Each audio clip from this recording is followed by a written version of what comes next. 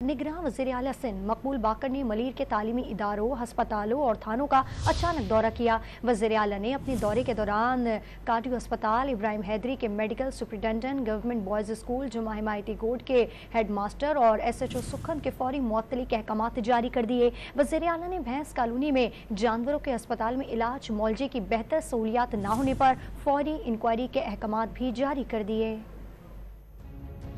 निगरान वज़ीर आला सिंध अचानक जिला मलीर के दौरे पर निकल पड़े।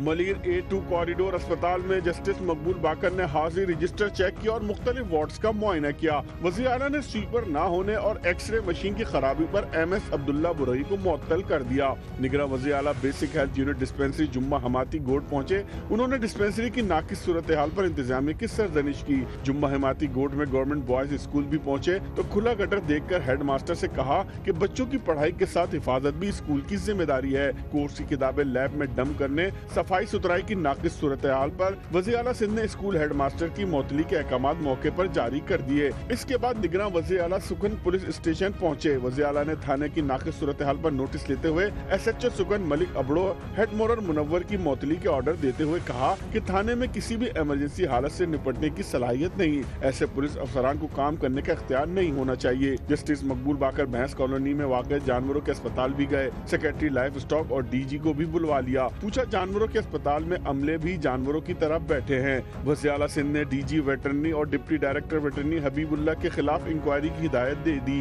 वज़ीर आला ने अस्पताल की लैब की हालत देखकर animal husbandry lab in charge doctor Tariq Hakro और अस्पताल की इंक्वायरी के भी अहकामात जारी कर दिए।